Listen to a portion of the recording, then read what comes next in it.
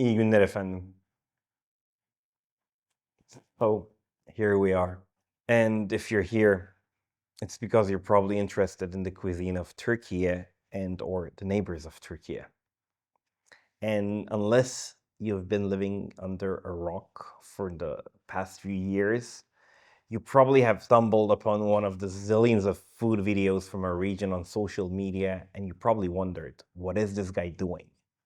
Or you have been to Turkey and one of our immediate neighbors, and you have been in all of our cuisine, even in the most touristy, trappy places, which are pretty much notorious. But you still wondered, how did they do it? Let me introduce myself.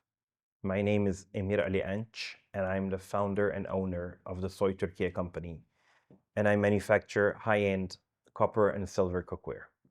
And cooking is my single greatest passion since I'm a little kid. So I propose you to embark with me in an adventure where we'll demystify together the most secretive aspects of our cuisine while making deep dives in history, sociology, and linguistics, which are, by the way, my other passions.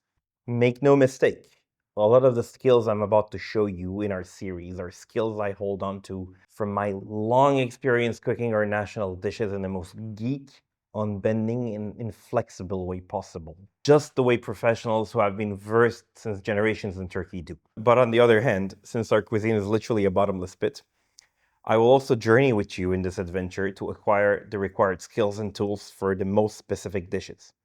I thus decided to share all that I know and all that I do not know with the whole 7.5 billions watching us. Ladies and gentlemen, welcome to What the Mutfak.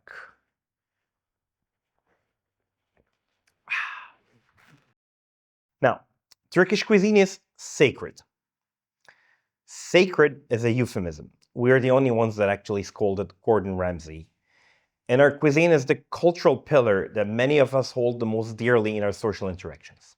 It is also, unlike its Western counterparts, very fractioned and segmented into many different specialty cuisines that each take half a lifetime to master in a very Asian, I would say, spirit, as Turkish culture itself has roots deep in Asia.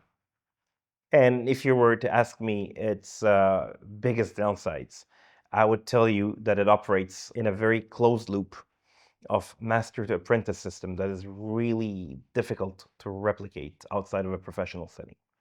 Yet hopefully here we are to solve this. Why is it not better known around the world? I would point out to you three main reasons. One, good masters, ustas, that are experts in their fields, don't care about social media and they don't leave the country. Two, these guys or these ladies, generally speaking, don't speak English and are less connected to the rest of the world.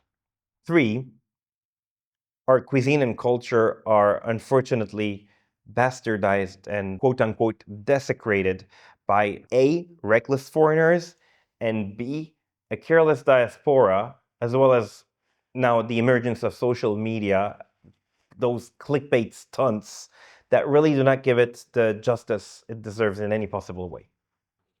Honestly, I have no idea how we got here, and this is what I resent the most about our modern times.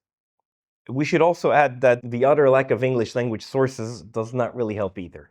What I said about holds true for most of the neighbors of Turkey as well, most of which I was lucky enough to live in and to visit for substantial amounts of time. They also deserve the worldwide recognition they do not possess as of today.